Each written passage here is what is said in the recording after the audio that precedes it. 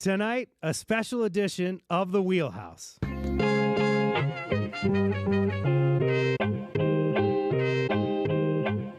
It's election night. The polls are closing. Who will be chosen?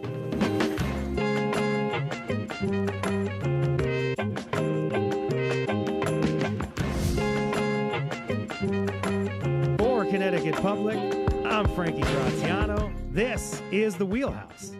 It's the show that connects politics to the people. We got your weekly dose of politics in Connecticut and beyond right here. About an hour to go until the polls close here in Connecticut. We're going to walk you through the latest on local races. Hey, we're going to check in on all things presidential and look ahead to the future. You'll hear from some Wheelhouse regulars. Oh, I can't wait for you to see them. Plus, Connecticut Public reporters in the field reporting on the local congressional races. We got all your bases covered. Been a chaotic build-up to tonight. The current president, Joe Biden, dropped out of the race this summer, and former President Donald Trump walked away from two assassination attempts. The roller coaster won't necessarily end tonight. So when will a clear winner be declared? And once a winner is declared, will the American people and the parties accept the results? So many questions swirling around. Luckily, I have a panel of esteemed guests here to help answer them right next to me in Hartford on election night. First, Mercy Quay, founder and CEO of the Narrative Project, also teaching at Quinnipiac University. Happy election night. Happy election night. Oh, so good to see you. Likewise. Slaying in white. Thank you so much. Suffragette white. How to do it. Suffragette white. Mm-hmm. Jonathan Wharton, Associate Professor of Political Science and Urban Affairs at Southern Connecticut State University. Hello, Jonathan. Evening, Frankie. You look so excited. I don't like TV. Sorry. I'd rather be on the radio. I look better on it. You look beautiful tonight. I love you. Look up, and Charles Venator Santiago. Charles, an associate professor with a joint appointment in the Department of Political Science and El Instituto at University of Connecticut. Charles, thank you for joining us today. Hola, Frankie. Oh, you look happy. And you should be. Joining us a little bit later, we have our colleagues and guests, as we told you, coming up, including maybe a surprise guest. But first, we want to talk about you, and we want you to give us a call. How you feeling tonight? We're here for you. It's why we're live. So share your thoughts with us. You can join the conversation, 888-720-9677, 888-720-9677. Si tienes algunas preguntas acerca de la elección, únete a la conversación en directo. Llámanos al 888-720-9677. Puedes hacerlo en inglés o en español. That's right. We want bilingual callers. We'd like to take callers in both languages. We can. Mercy, you get the first question. We're going to begin at the national level. Yep. What's really at stake tonight? Oh, that's a big question. Yeah, answer it. Yeah. So I'll start with women's rights. I'm wearing white for that reason specifically. I think any woman who thinks about issues beyond themselves, beyond their generation, is really concerned about the authoritarian rule that Trump threatens to control women with. The sentence, the phrase, the comment that I will protect your bodies, whether you like it or not, or something to that degree, right? I think that there is a sense that the Republican Party, broadly speaking, flip-flops on this. We want big government. We want government small. We want government out of our bedrooms. But then they legislate in ways that deeply, deeply control women's bodies. And I think that's on the ballot tonight. And what we're seeing from women across the state and across the country is they're fed up. Preview this a little bit later, but Charles, just high level, people care about reproductive rights in surveys? All over the place. Not as much as the economy and housing, but it's a top issue for some folks. Jonathan Wharton, join us for this conversation. I just want to know, polls leading up to the election showing it's going to be a close race. We know that sometimes the polls are wrong. What are you anticipating? Well, national polls are problematic. And, of course, it's prone to misrepresentation or even underrepresentation of a lot of voters. And we need to remember that, unaffiliated voters are plurality. And so they're representing a good share of it, and it's difficult to nail them down. And so we've seen this in previous races, certainly at the national, but I don't want to exclude also at even the state level, congressional level. I mean, there are congressional races also taking place, and this will be very important on the congressional side of it, of what numbers we're dealing with among these unaffiliated voters. Congressional race is very important. It was so glad that the team here, including Chloe Wynn, our producer, we got all these interviews with congressional candidates. Some of you guys actually got to join in on some panels with these guests as well so that we could hear from folks. Go back to ctpublic.org there. Nationally, we're talking about the polls, as I mentioned. The last two election cycles, Donald Trump has outperformed the polls, and it seems like this time around to win, Kamala Harris is going to have to outperform the polls. I mean, where do we start with that? I think that she has been the underdog for the last 4 months.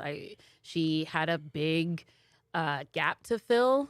She started the race late, quite literally. When we think about that analogy, the physical imagery of starting the race late, there's something analogous there with where I think Black women are in our country in general, starting the race from, a finish line, a starting point that is way well behind their white and male counterparts, and a race that ends up being, sullied with barriers and obstacles throughout the entire way. And I think those are the characteristics of Kamala's uphill battle.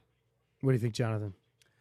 Well, it's also dynamics of also generational politics. I think we're tending to ignore that and overlook that because obviously she was there to fill in the gap of dealing with Joe Biden, his possibility of running again, too. So we can't overlook just, the generational considerations for this. I mean, there was a reason for all this. And I find it interesting, Chris, it was Nancy Pelosi who orchestrated that. Mm-hmm. Charles, at El Instituto, at the university, are students anxious at this time? I was really excited to see polls at UConn.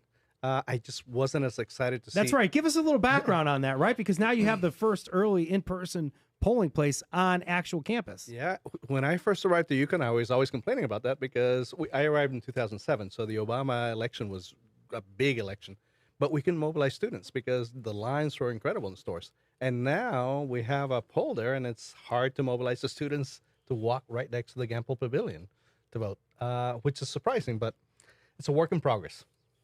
Local races, Jonathan, you hinted at them earlier. Is there anything you're watching in particular? Are we going to have another close race in the 5th District where Jahana Hayes is our current Congresswoman? Well, I guess speaking of Congress, sure. I mean, obviously there's been a lot of attention, national attention related to that, and certainly the tri-state area media has been obsessed about this.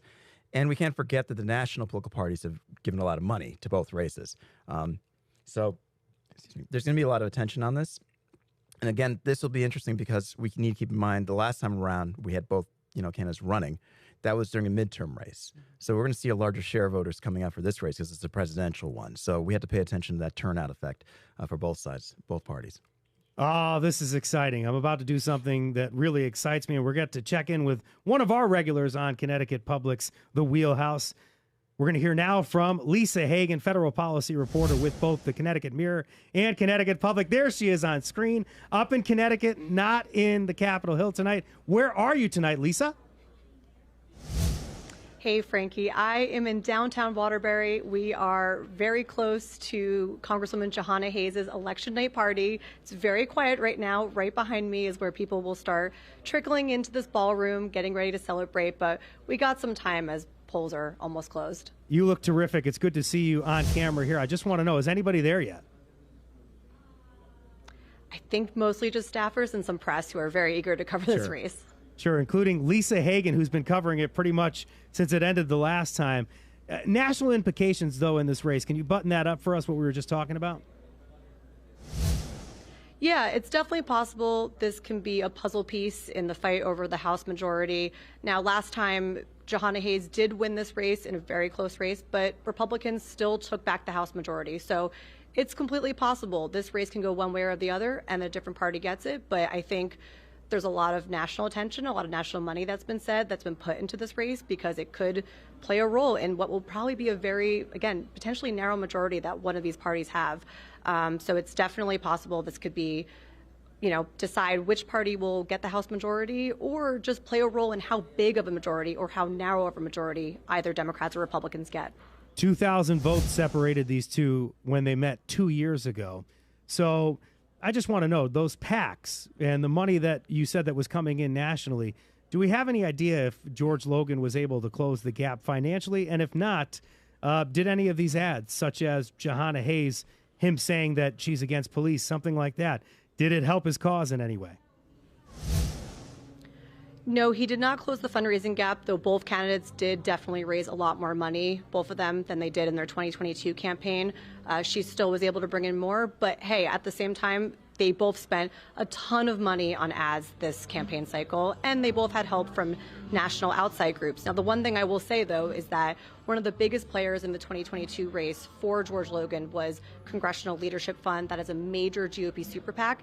They did not spend any money in this race this time around, and they pulled about $500,000 or so, a little bit more, into trying to boost him and do some ads on his behalf. And so, you know, a little bit less outside money coming in, but I mean, you know, I'm pretty sure voters still got inundated with ads. I was at my hotel lobby this morning and saw a Jahana Hayes ad this morning, so they had plenty of ads trying to reach voters up until the last minute. Jahana Hayes is partying tonight. Looks like Lisa Hagan's partying tonight. Is George Logan partying tonight? He is not holding an election watch party. So are we going to hear 2 from him? years I guess ago, that's they the were question. both in Waterbury. Yeah. Yeah, I spoke to his campaign. They plan to put out a statement depending on how the night goes. I mean, I think we're in for a potentially long night, and so we will definitely hear some sort of statement if a definitive call was made in this race. Basically, if it ends up being too close to call, like it was 2 years ago, and we're into the 1 a.m., 2 a.m., 3 a.m. hour, I imagine we will eventually hear from them. But they are watching the election results and returns on their own. Lisa Hagan, so good to see you tonight. Thank you for joining us. Thank you for making this really rich with news tonight, joining us from Waterbury. Lisa Hagan is a federal policy reporter for both Connecticut Public and, of course, the CT Mirror. Thank you so much, Lisa. Thanks, Frankie. So we got to hear a little bit there on the 5th District. What do you all think about what we just heard? Who wants to start it off? Jonathan, you go ahead. Well, You seemed like you had a thought. I did. It is interesting about the money spent and the PAC money coming through both sides, but clearly Hayes has got that advantage point, and that's been certainly the focus of a lot of Connecticut media. It is interesting that he's not having an election party, because it's no secret beyond this race, previous races when he's run for state senate have always been nail biters. So I don't want to forget that part of it. Even for his reelection campaigns, they've always come in so close, and I've been at some of those election parties in the past with him, and they're always nail biters. They have a lot of lawyers surrounding him. They always have to kind of compete and fight for every vote, and so it might come down to a recount again, I bet. Turnout was tight. Is going to be definitely more this time around. More people are going to turn out to vote than they did in 2022. It is an election year. Just for example, in 2020, the last time that we all voted in a presidential election, you had about 80% turnout, much lower in the midterm. So how does that impact this race? You know, it's interesting. I think that with such a narrow lead in her last race, Jahana has a uphill battle that I am not certain she'll close. I think we will. I think she'll go ahead and close it, but I think some of the pieces that are working in her favor are the ones that are also working in George Logan's favor, and here's why. So even on the Wheelhouse, when he and Jahana Hayes were here a few weeks ago, I think the way that they separated themselves, George Logan had this way of talking about himself as a local Republican, a Connecticut Republican, and he created a brand for Connecticut Republicans that I think might actually work here for Connecticut Republicans. That I understand the national politics, I understand the national landscape, but I'm going to do. And, you know, from his perspective, he's saying, I'm going to do what I feel is right for women here in our state. And I'm going to do what's right for women in a way that doesn't contradict with the Connecticut Constitution. And that means right now, protecting women's reproductive rights is what he says. I think that women, however, have a distrust of the Republican Party because of things like listening to the Supreme Court candidates when they were testifying, interviewing for the job, saying, no, we're going to protect Roe. We're going to protect Roe. And you know, as soon as they had a chance to do so, they did not. So it's sort of interesting because I think that a narrow lead is still a lead and a win is a win either way. But I think it will be a referendum on the Democratic Party if that lead isn't as big as the investment in her race wanted it to be. I want to expand on this conversation. I want to talk about investment. I want to talk about what makes this a juicy race. Joining us now from New York City, a surprise guest, Leah Wright Rigueur, Associate Professor of History at Johns Hopkins University, and author of The Loneliness of the Black Republican, Pragmatic Politics and the Pursuit of Power. Leah, thanks so much for joining us tonight. We appreciate it. Always a pleasure to be with you guys. And you're working on another book as well, too? Yeah, I am. I'm actually working on a book called Black Collar Criminals that's about scandal and corruption during the 1980s through the present day in the White House. And where do we find it when it comes out? It is not. When it comes out, it'll be everywhere, but it's not out yet. All right, I'll be looking for that. Hey, you got to hear Mercy talk a little bit about maybe this being a referendum on the Democratic Party if this district. And for folks that don't know, of course, you have lived in Connecticut, so you're familiar with Connecticut. Just help us understand how this potentially could be a referendum on the Democratic Party if something were to happen to Jahana Hayes. So I think there are a couple of things that come to mind. The first is that the American public, but in particular the American public that has really underscored the Democratic Party within Connecticut, has been expressing its frustration for the last couple of years. And they've been expressing their frustration on any number of issues. But the number one issue that they have been articulating has been the economy. Now, why is that a problem? Well, it's a problem because by all measures, the economy is doing better now than it was 4 years ago. And that's partly because we've come out of we came out of the pandemic, and we can feel it in very specific ways around issues like GDP. We're at the lowest unemployment that we've seen in quite some time, but that's not necessarily translating into the micro. So how are people feeling that on a day-to-day basis? Just a really quick example of this, even though we're seeing that people are finding jobs or there's high levels of employment, there may not be social mobility within that employment. So you might be able to get a job, but you might not be able to move up the job ladder. We also know that rent is sky high. It is astronomical. The cost of food globally is astronomically high, right? Inflation. And so what we see is that people on the ground are pointing to Democrats and saying, well, you guys have been in power. What have you been doing to make it so that I don't have to feel the pain of this complicated and complex economy? So if we do see, I think, somebody like Jahana Hayes, who's incredibly popular, in trouble or even losing her race, the first thing that the Democratic Party is going to have to point to is this disconnect between the actual metrics of the economy, but then also what are people feeling in their day-to-day lives. This is a giant district, Charles. We're talking about encompassing much of Litchfield County, also New Haven County as well, some of New Haven County, most of the western part of the state. So help me understand what people are going through in this district, as we just had underscored by Leah. Of course, a lot of things happening with the economy. She was talking about inflation. She was talking about groceries. These things are generally going to get pinned, whether we like it or not, on the current administration. We're seeing also food insecurity. We're seeing also lots of questions around taxes, high taxes, and how that's impacting. We're hearing that from voters or potential voters. But I'm also seeing Jahana Hayes connecting with people in areas that I wouldn't expect her to connect. And I don't know whether it's her background as a teacher and she has an ability to communicate in different ways, but she's been fairly successful. And I had an opportunity to talk to some people who were working on her campaign, and they're really excited about the potential of her winning again because she had made those local connections in areas where Democrats normally would not have any connections with residents. Jonathan, I mentioned the turnout thing. Is that going to help Jahana Hayes tonight? That was the thought that a lot of political pundits here in Connecticut have had. Well, and that's what I brought up earlier, right? The midterm versus the presidential turnout. And one thing to also add beyond that is, they call it the Fighting Fifth for a reason. I mean, this is a district where, as you mentioned, it's pretty, spread out geographically, demographically, and politically. And so it was kind of a hodgepodge of really two districts going back to the early 90s before it got changed over. So you're dealing with quite a diverse population and even a larger share of unaffiliated voters in the state.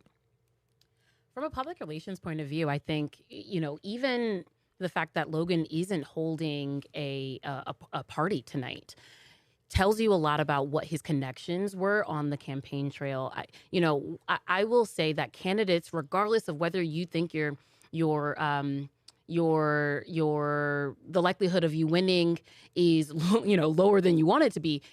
You hold a party because you want to engage with the voters, the volunteers. You want to engage with the campaign folks who tried to get you in office. It is a poor public relations choice to not hold a party. And I think Jahana Hayes, this speaks a little bit to what we heard before about the relationships that Jahana was able to make on the campaign trail, regardless of whether she thinks she's going to win or not. There's an opportunity for her to connect, to thank them, and to say, listen, we're not going to stop fighting. We're going to continue going. And that's a missed opportunity for Logan. Leah, joining us from the Big Apple tonight. Ballot access on the ballot, though, here in Connecticut.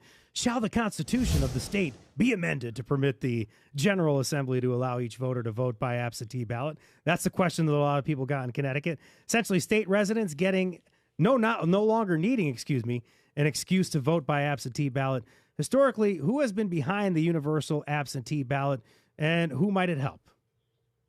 So by and large, absentee ballots and the expansion of the franchise has been something that has been instrumental to what we would call a classical or liberal democracy. It is something that we think about quite a bit in terms of political science, also kind of historical democracy studies, that kind of thing. The idea here is that you want to expand the franchise, that this is one of the most valuable tools in a larger democratic toolkit that you can have on the ground. And one of the things that we have seen over the course of the last several decades is that within the state of Connecticut, Democrats have pushed very heavily for the expansion of both franchise and registration, but also for access to the ballot. One of the things that we learned in the 2020 presidential election, right? Remember those conditions. We said, how can we allow people access to the vote while also keeping them safe, given that we were in the midst of a global pandemic with thousands of people dying per day? One of the things that Connecticut did was put in place things like widespread absentee ballot options, and they saw it had resounding success. People actively went out. We're seeing the same thing with early voting, right? When we put those measures of democracy that expand the franchise in place, people take advantage of them. And so what we are seeing right now is that this long-term push to expand the franchise, to expand democratic tools, has actually been very successful. So the American people, who benefits from this? The American people do. The residents of Connecticut benefit from this. However, there is a caveat to this. Over the course of the last several years, particularly in this heightened partisan and polarized moment, we see that Democrats also benefit more from things like absentee balloting, expanding the franchise. You may have heard the phrase, when you come out to vote, Democrats win. And so there's certainly an element to it that has a partisan edge. And so one of the things that we have seen over and over again is that Republican partisans have resisted this idea of expanding the franchise because it just by and large does not favor them. I will add one little exception to this. As Republicans nationwide, but also in Connecticut, have realized that there is a real disconnect between absentee balloting, early voting, we've actually begun to see some Republicans take a stance that actually it is good for our party and democracy for us to do and engage in these kinds of things. So I would not be surprised to see that this is the kind of measure that passes with broad bipartisan support, particularly despite the fact that we are in this highly polarized, controversial moment and partisan moment. This is something we can all agree on. Certainly popular in Connecticut and beyond right now, early in-person voting. I just want to let folks know that you can give us a call. We are taking phone calls in both English and Espanol today, as we do have a bilingual call screener. So give us a call, 888-720-9677, 888-720-9677. Mercy, I want you to listen to this next clip I got. Yeah. Thanks to that ballot question we had in the 2022 midterms, we have early in-person voting. Mark Mirko, Deputy Director of Visuals at Connecticut Public, got a chance to talk to one early voter, Daniel DeJesus. He told Mark that because he works a double shift on Tuesdays, wouldn't have been able to vote had it not been for the early voting option. Here's Daniel. I feel like I have a reason to vote right now. the way this country has been going in the last 3 years. It made me get up out my seat and come and vote. Early voting made it possible for Daniel to vote for his candidate of choice, former President Donald Trump. Mercy, what are you hearing about this turnout? We know that we've had something like 750,000 people almost in Connecticut that came out for early in-person voting this year. And considering that the population of Connecticut stands at just over 3 million, right? I mean, that's considerable, right? We're almost at a third of the residents voting early. And I think that one of the things that our country, our state does really well is we are not interested in disenfranchising the vote. We are interested in opening the vote as much as possible. Now, I do think that there's pushback in some places, but I will say that early voting measures have shown that when you make voting access to the ballots easier, people will show out. The other thing that I'll say is, I find it interesting. My nephew was really excited. He was actually What's your nephew's name? His name is Quay. We love you, Quay.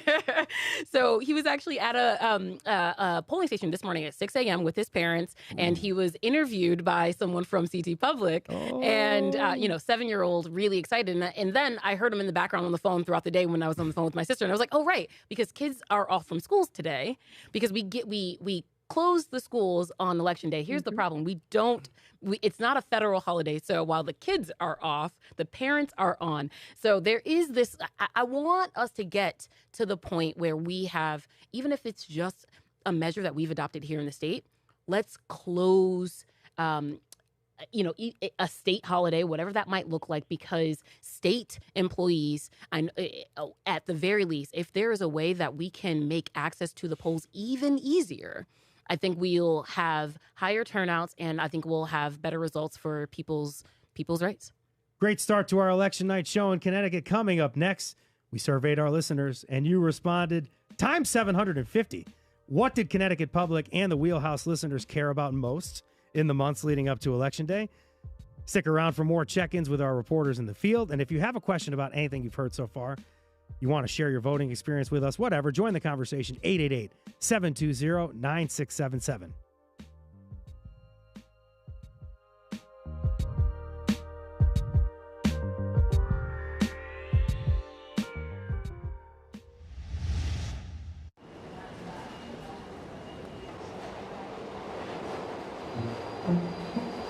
I haven't had a relationship like this with another being since I was in the military. This is an emotional relationship on a very different level.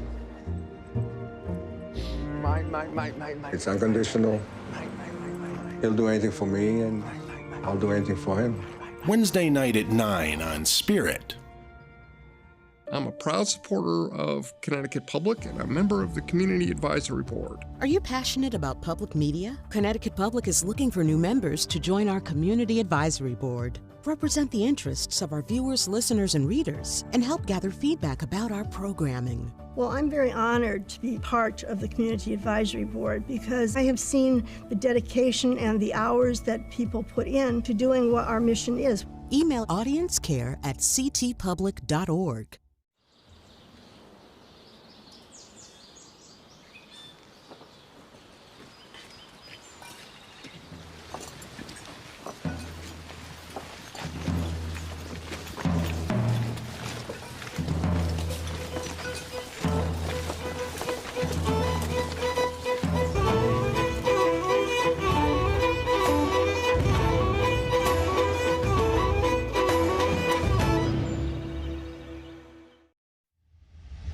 The Wheelhouse from Connecticut Public Radio. I'm Frankie Graziano. It's election night in Connecticut and beyond. I'm excited. We're unpacking what the outcomes could mean for folks across the country and here at home. Oh, that sounds scary. But before we get back to some expert analysis from our esteemed panel, that's better, let's check in with another Connecticut Public reporter in the field. Hey, it's Everywhere Eddie. Eddie Martinez, focusing on breaking news in Fairfield County for Connecticut Public. He's been all over New Haven County today and Fairfield County. Good evening, Eddie. Good evening, Frankie. How are you? I'm doing well. Hey, I'm a little stressed here, but I'm calming down now that I'm talking to you. Where are you at? Are you in Fairfield County? Right now I'm about to head out to Greenwich. I'm in out in our studio in Fairfield University. About to head out. All right, where are you going? Going to the election night parties over in Greenwich for both the local GOP and for the Democratic Party.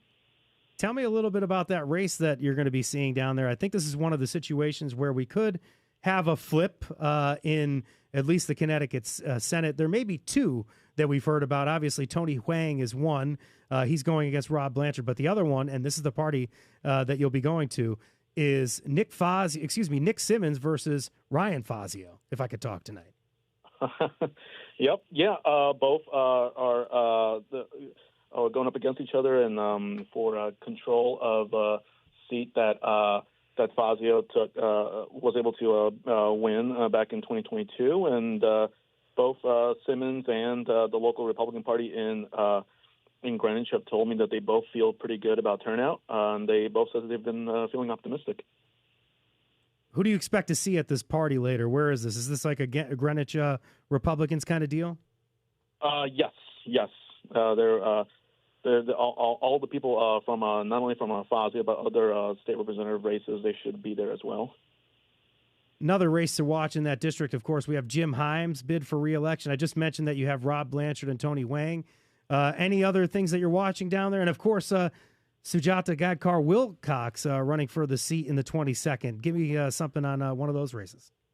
Yeah, Sujata Gadkar-Wilcox, she won the primary over the summer to take over Marilyn Moore's seat on the Democratic side, and so far, because Bridgeport is a heavily Democratic city, she has a solid chance of winning. But of course, nothing is certain. If she does win, she would be one of the first. I believe the first person of South Asian descent to represent that district. If I were to ever talk to somebody on the phone and they were on the other line, I'd hope it would be you if I were asking about the Valley. And I know that you've been following Cara Rochelle and her race down there. Can you give me anything happening in the Valley? Yeah, from so far, I've been paying attention to the race here and there over the last few weeks, and it has been going. She is going up against the current mayor of Ansonia, David Cassetti, who is a Republican. Both Cassetti and Rochelle have been attacking each other over social media over the last few weeks. From everything, including Rochelle's ties to a former West Haven official, to Rochelle accusing Rochelle's campaign accusing the city government of misusing funds, or I'm sorry, not misusing funds, of just not applying for grants to help the city. They've basically just it's basically been a lot of rehashing of a lot of grievances that have popped up between the two groups over the last few years. Rochelle did win against the former did win in 2022 against another GOP opponent, but her lead last time was a little bit less than it was in 2020. But in 2020, but she did win in 2020 with a higher margin, probably because of the turnout from the presidential election, and because this is a presidential election now, she may, if she does win, she may win by a higher margin. Eddie, so good to hear from you. Everywhere, Eddie. Thanks for, he's like Roy Kent. He's here, he's there, he's everywhere. Thanks for checking in. Good luck out there the rest of the night. Thank you. He's following that Ryan Fazio and Nick Simmons race, and he's also following Tony Hwang, and he's going against Rob Blanchard. Eddie Martinez, Connecticut Public's general assignment reporter, Fairfield County. Still with us, Leah Wright-Rigueur, Mercy Quay, Charles Venator Santiago, and Jonathan Wharton. We're holding space for election analysis, but more importantly, your reactions tonight. Give us a call, 888-720-9677, 888-720-9677. Si tienes algunas preguntas acerca de la elección, únete a la conversación en directo. Llámanos al 888-720-9677. Puedes hacerlo en inglés o en español. Just heard a lot from Eddie about the Senate races in Fairfield, and then about Carol Rochelle's seat in New Haven. I know you're out and about in New Haven. I know you're out and about in Brantford. What are you hearing about down there? Maybe some potential seat flips. Well, I've been always, like you, intrigued by the Valley. Naugatuck Valley is legendary for its... I'm from the Valley. I'm from the upper part, all the way up. But yeah, you know what it is. Right? It's kind of high in the Valley. Right, I know. Okay, maybe lower Valley. I just wanted to make that distinction. I've heard that before. I have heard that. So I'm from the Valley, guys. Go ahead. Good point. Lower Valley is, like to say, below Waterbury. So yes, you're right. But one thing to keep in mind with Rochelle's district is that was Themis's old district. So this is quite interesting, right? Because the Claritas sisters have been representing the Valley for years, and they have leaned Republican and been Republican for quite a while. So everybody's going to be paying attention to that race. And I got to say, the mayor running for this seat is quite an interesting situation because he's a very popular mayor in Ansonia. And so I'm sure there's going to be a lot of tension on this for turnout and what the results could be for this. And by the way, back to the Fazio race and the Simmons race, that is an amazing race because remember, that district got, redesigned. So, and it was to favor more the Democrat than the Republican. So keep that in mind going that way towards Fairfield County, too. We're going to slide. I love that you said towards Fairfield County because we're going to slide down Route 8 and such and 95 and get to Fairfield County. And then we're going to go national. Mercy, I recently heard Republicans lament about how the demographics are shifting in Fairfield County. Yeah. It's why we're hearing that maybe these seats may be up for grabs. Left-leaning voters with a lot of money now living in Fairfield County. It sounds like some folks are sad about that. What are your thoughts behind that characterization? I think it's accurate. I think they should be afraid, right? I think so. Here's the thing, right? This all plays into the browning of America and the fear of losing a white majority in our country. But we've been going in this direction for a long time. Demographics don't whiten, they darken, so to speak, right? And so by that, I mean that diversity is going to continue to happen to us. And if we don't create policies that people of color can stand on, then they're going to lean towards the parties that speak for them. And the reality is what we're seeing, and I'd like to, the twice as rule, people of color always know about the twice as rule. You have to be twice as good to get half as much, right? We've been bred on this rhetoric. The twice as rule has led Black and brown young people to college in droves in ways that have led to careers in tech, careers in industries that mean that they're making a little bit more money than their generations before them. And when you have a higher demographic of Black and brown young people who are interested in politics and they have disposable income, it's a bad equation that doesn't equal to a good X for the Republican Party, who doesn't want to acknowledge that Black and brown people exist or have issues that they want to legislate for. Jonathan, I want you to jump in a second, but first I want to bring in Leah here because I want to talk about the socioeconomic gap in Fairfield County, among the worst in the country. I think people outside of Connecticut know that too, particularly between Bridgeport and other cities in Fairfield County. So any thoughts on how this will impact the way that folks vote? And even nationally, if there's other cities and towns in America that are in this kind of similar situation that we find Bridgeport and the rest of Fairfield County in, Norwalk and the rest of Fairfield County in as well. Sure. So it's what we call a rich poor state. So Connecticut is notable and noteworthy because it has one of the poorest countries or cities in the country, right next to several of the wealthiest cities in the country. So I think there are two different ways that we can look at this in terms of turnout. One, which is that you have this kind of burgeoning liberal, wealthy class that is emerging in these traditionally Republican spaces. And that's turning this area relatively blue.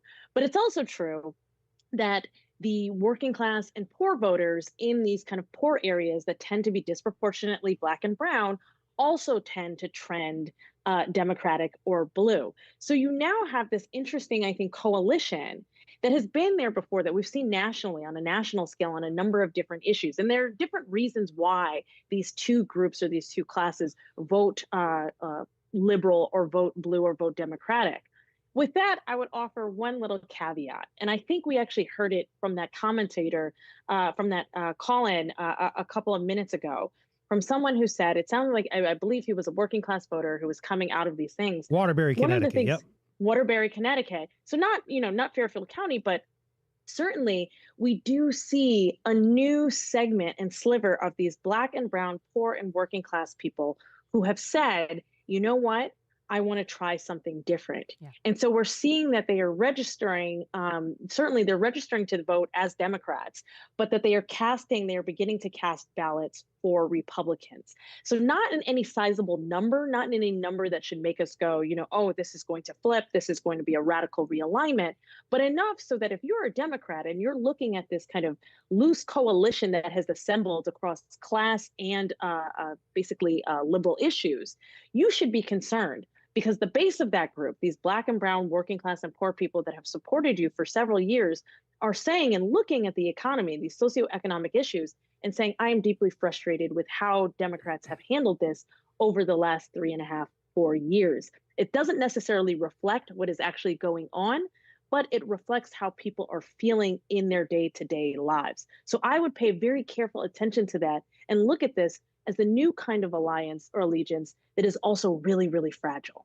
Jonathan, just a quick comment on how these things are evolving in Fairfield County, just how the demographics may be shifting and there may be more blue votes in Connecticut's Gold Coast here. Well, let me do a shout out first to Leah because I'm a big groupie of hers and we share some interests, obviously. Concerns about the Republican Party. I think one thing to keep in mind is that we have a lot of new residents arriving to places like Fairfield County, as you all are offering, younger voters, certainly involved in tech. All these things we're considering. But remember, they're new to Connecticut. Yep. And many of them they might be leaning Democrat at times, but so many of them are unaffiliated voters. And more importantly, are they really aware of all the Connecticut-centric issues? And Fairfield County is quirky because it's such a divided media space. Mercy, you know this better than I do because they're kind of not brought into the loop on Connecticut media. Absolutely. So they're kind of left away and they're more tethered to the New York media. Yeah. So this is another issue in consideration, not just for, certainly campaigns, but certainly for donors, engagement, that kind of thing, to be aware of what is going on in Fairfield County where they might be disconnected. And these are newer residents arriving mostly from New York as a result of the pandemic. We actually have a caller, which is exciting. Evelyn from West Hartford, live on election night. I want to hear what your comment is. Go ahead. Thank you for calling. Yes, thank you for having me. Very quickly, I have been traveling to Philadelphia on the weekends to canvass with a terrific effort, a group that uses a methodology called deep canvassing that targeted Black and brown communities inside Philadelphia since March. And we were able to accomplish canvassing upwards of 20,000 people that then we worked on to get out the vote for. And it was very impressive. We saw so much feedback from the community that we knew would be heavily on the Democratic side, although we did see a few Republican-leaning voters in these particular neighborhoods. Thank you so much for calling us, Evelyn. And I'm now going to pivot to Leah, just because I'm really glad that Evelyn shared that perspective. I want to see if that kind of jives with anything that we just spoke about, Leah, and anything that you just enlightened us with. Sure. So I think one of the things that we are seeing on this election is actually there are two things, big things that we should point out during the election. One, that the kind of coalitions that I think defined Barack Obama's, and carried Barack Obama to the White House, and also were instrumental in Joe Biden winning in 2020, that those kind of alliances and those kinds of allegiances are still there. And right now, if we end up seeing a Kamala Harris victory, it will be because those alliances, those allegiances, that solidarity that we saw with Barack Obama, that we saw with Joe Biden, that the Kamala Harris campaign and ground game was able to pick up on that. And I have to say that the ground game that we've seen has been extensive. It is, I think the caller mentioned, they've been canvassing, but it's not just canvassing. It's spreading out and it's using new technologies and new techniques in order to target voters who are not just likely voters, but voters who are unlikely voters, first-time voters, non-voters. That is incredibly powerful. Involving George Bush's daughter in this endeavor, as well as Lynn Cheney, as I understand? Listen, everybody is coming out right now. I think, when we saw Lynn Cheney and Bernie Sanders on the same side of things, you know that something is seriously going on in this country. But with that said, I do have to add a caveat, which is that we have also seen an uptick in the number of voters of color who, though albeit they're a very, very small minority in percentage, the majority of voters of color are going to overwhelmingly vote for Kamala Harris. We have seen an uptick in the number of voters of color that are willing to experiment with Donald Trump. And there are a lot of reasons for that, probably too many reasons for us to go into during what time we have left. But it is something for us to keep an eye on. And I would argue it's not because of Trump. That these are people who are casting ballots for Trump despite Donald Trump. And it has everything to do with this very fragile and fractious relationship that Black and brown voters have with the Democratic Party. I would pay attention to that tonight, particularly in swing areas. And some other issues that we're paying attention to, I want to tell you about. Earlier this year, we asked our audience to identify election issues they cared about. Wanted to hear more about from the media, both local and national. 750 people responded to our survey. We collaborated with our investigative team, led by Jim Huddadine, to turn your responses into data we could use to shape our coverage. 5 main takeaways are, of course, the economy, number one, including cost of living. A lot of people talking to us about inflation as well. Immigration, mostly rhetoric surrounding it and the situation at the southern border, which people were upset about. Third most top of mind, democracy. Fourth, respondents asking about politicians offering solutions to climate change. And finally, reproductive rights, particularly in the wake of the overturning of Roe versus Wade and concerns about a national abortion ban. Leah, I just threw 5 things at you. Can you pick out one of those and maybe align it with what voters are thinking? So I think one is the economy, but I think we've talked a lot about the economy. So I'm actually going to skip that one. The one that I think is really powerful is, well, there are 2 that I think are really powerful. The first one is the concern with democracy. The fact that voters have ranked that as, I believe, number 3 should be a warning shot to anyone who supports the Republican candidate right now or supports candidates that support Donald Trump. Because if people are deeply concerned about democracy, that is the message that initially Joe Biden was pushing and that now Kamala Harris has been pushing. So it means that something is translating and that people are deeply concerned about that. But the other thing, reproductive choice, reproductive rights, the fallout from the Dobbs decision in 2022. What is really quite incredible is that since 2022, support for reproductive choice, reproductive rights, and for abortion has actually skyrocketed amongst the American public, including, and this is not just an issue that is related to women, but including amongst men. Almost nearly 70% of the population believes in reproductive choice and abortion rights within some parameter, right? Within the first, under the old parameters of Roe v. Wade. What that tells us is that the Republican Party has a significant issue on this thing. They passed and put into law and overturned something that is deeply unpopular, but put into effect something that is the majority of Americans are opposed to. And so I would be really, I will be really watching to see how Americans respond and how Connecticut residents respond to these issues, because they have ranked it very high on their issue of things that they care about going into this election. It tells us that reproductive choice, abortion rights, women's health, and gender rights actually matter and are on the ballot this year. Like with our election survey, we asked attendees of the Puerto Rican Day Parade in Hartford in September what was on their minds as Election Day approached. What a loaded question I asked them there.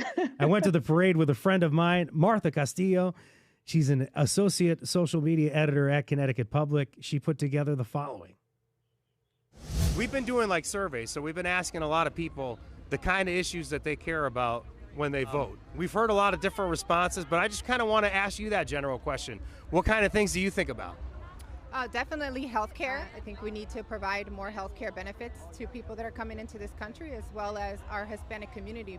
Invest in their community. Las ayudas para los niños con condiciones bien difíciles. Que breguen más con los padres, con hijos con condiciones y que nos ayuden con los niños. I definitely say housing. Housing's a big thing. I feel like rent is very high. It definitely needs to come down. If not coming down, at least stay the same. I mean, I would definitely say that what's motivating me to go vote is the anti-abortion, or if they're pro-abortion, because I believe that women should have the right to decide what they're going to do with their body. One of them is inequities in healthcare. They are tremendous. The other one is education. You know, I think personally, the greatest investment you can give anybody is a good education. My biggest thing is funding schools. I want to keep money in the schools because all this crime and everything that's going on, because these kids don't have anything to do. You give them after-school programs, you give them stuff they can do and work towards their future. That's what we need. I think one of the biggest things right now is housing. Rents are super high, homelessness is high, people can't afford to live anywhere decent. Housing, and I think more for our younger generation who is trying to establish life, and the economy is so expensive these days, so it's hard for our youth, our 18 to 25-year-olds to go out there and try to buy a house or try to get an apartment, because the apartments and the housing is so expensive. I want to see someone in political office that's a public servant that is really looking out for the well-being of me, my family, my community, and those are the people that motivate me to get to the polls to make sure that they're there representing me. Charles, housing came up a lot, a lack of adequate health care as well. What did you hear in that piece? So we ran a survey last week of Puerto Ricans and Latinos in the state, and it validated everything that was said there. However, it's higher among Democrats than Republicans. So among Republican, Puerto Rican, and Latino Republicans, immigration and food insecurity are top issues. But among everybody else, the economy, housing, education, healthcare are important issues. One of the key problems with healthcare and other issues is lack of translators or interpreters. So it's not that there's not enough healthcare issues, that they're not receiving appropriate access to healthcare throughout the state because they can't communicate in many instances. But we're also seeing an increase of Puerto Rican and Latino men voting or saying they're going to vote for Trump, even though they don't agree with his policy, but they feel that the Democratic Party has not responded to their needs in the state. And we're seeing that across the board, not just with voters, but with legislators who are saying the same thing. I can't wait to drill down into that even further with you in the coming weeks. So stick tuned to that, as one of our regulars, Charles Venator Santiago, will continue to join us on The Wheelhouse. From Connecticut Public Radio, this is The Wheelhouse. I'm Frankie Graziano. Just before we go to break, I wanted to tell you about an interview coming up on The Wheelhouse soon. It's a discussion on how gun policy impacts survivors of gun violence. We're going to be joined by Francine Wheeler. She's the mother of first grader Ben Wheeler. Ben was killed in the Sandy Hook Elementary School shooting. She's going to talk to us in advance of a November 15th event benefiting a charity created in her son's memory called Ben's Lighthouse. If you want to learn more about the event, we'll link it to our website. Tonight is election night. We're back with more Wheelhouse after a quick break. Deep in Romania lies Transylvania, a place where great predators still have room to roam. Known as the homeland of Count Dracula, Transylvania is a wonderland for bats. It's time to go hunting. Keep very still, and you might just survive to see another night in the forest. Tonight at 8 on Spirit. Hey there, cord cutters. We feel your pain. The Connecticut Public Plus app is now available on your smart TV. Watch and listen to hours of live stream and on-demand programming, exclusive content from our archive of original programming, and PBS favorites on your smart TV at no cost to you. So here's to ending all that scrolling, the Connecticut Public Plus app. To learn more, visit ctpublic.org/plus. That's why I'm marching. The Eyes of the World, from D-Day to VE Day, is a production that has it all. At its core, it's about writers and photographers searching for the truth, delivering us the journalism that truly would become the first draft of history. Chattanooga choo-choo, won't you choo-choo me home? Friday night at 9 on Spirit. The Wheelhouse. I'm Frankie Graziano from Connecticut Public Radio. Just a few minutes left before the polls close in Connecticut and some other important states as well. Special edition of The Wheelhouse. Still with us, author and associate professor Leah Wright-Rigueur, associate professor at Johns Hopkins University. Mercy Quay, CEO and founder of the Narrative Project. UConn professor Charles Venator Santiago. And Jonathan Wharton, professor at Southern Connecticut State University. Hey, guys, throw something at me here today. If somebody's really anxious, what can they do? They breathe? What should we do? Anybody got a tip? Have a beer. Jonathan says have a beer. Sign me up. What do you think, Charles? Take a deep breath, a nice shower, and relax. I think it's important to remember that this is only one day, and the sun will come out tomorrow. Regardless of where our politics go tonight, or if we find out tomorrow or later this week, the work continues either way. My daughter's name is Annie, so I like that. Nice. Leah, give us something positive that we can do before we talk about some positive things on the way out. What's something we could do to kind of chill here? I like your shirt. It says voting is hot. Yes, Voting is Hot from Vote.org, the nonpartisan pro-democracy organization that helps us expand the franchise so that everyone has the right to vote and can exercise their right to vote. So what can you do? You can start by turning off the news. There is nothing that you can get from watching television right now because we are not going to know anything, certainly not tonight. And we may not know anything tomorrow either. So as much as I want to say, I'm going to be on television for the rest of the night. I'm actually going to be on until 9 in the morning. As much as I want to say tune in. Yes, as much as I want to say tune in, I'm also going to tell people tune out. Go have a drink, have a nice dinner, enjoy the really amazing weather. Connecticut is beautiful right now. And take it all in, because this is not the way to spend your night, being anxious and stressing what we cannot control. You've done your part. You've cast your vote. Now it's time to relax. We'll figure it all out tomorrow, or at least by the end of the week. Let me give you guys 10 to 15 seconds for a final thought. Leah, finish us up on your part. So my final thought is actually going to contradict the thought I just gave, which is that we all have a role to play in the upholding of our democracy.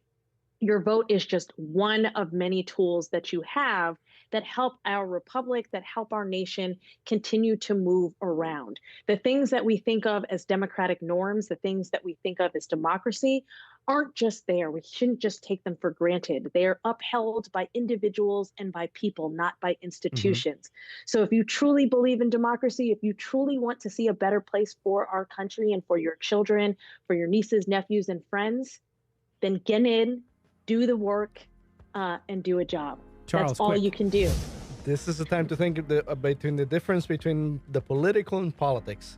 The political institutions are going to keep going, but politics is a fugitive thing, and we just need to keep pushing in the right direction. Jonathan. I want to pay attention to the exit polls, particularly the turnout. And generationally, that'll be very important this time around. It's funny. We're going to talk about that tomorrow. I like that. Go ahead. Susan B. Anthony once said, I will cut off this right arm of mine before I allow the black woman a chance to vote. And it would be ironic if our first female president was a black woman. And I think that's something to celebrate. A lot of pride for Mercy Quay. We enjoyed her tonight in her suffragette white. And of course, Jonathan Wharton, Charles Venator Santiago, and Leah Wright-Rigueur. Thank you so much. What a great panel. That's it for tonight's show. We're going to be back tomorrow morning at 9 a.m. That's right. More space for you to talk. We'll be right back tomorrow morning at 9 a.m., recapping local elections and more. Listen on Connecticut Public Radio or watch the show, youtube.com/Connecticut Public. Thank you so much to our producer, Chloe Wynn, Robin Doyen-Aiken, Dylan Reyes, Meg Dalton, and so many more. Thank you so much for the great night on the Wheelhouse. Have a good night, and we'll see you tomorrow at 9 o'clock.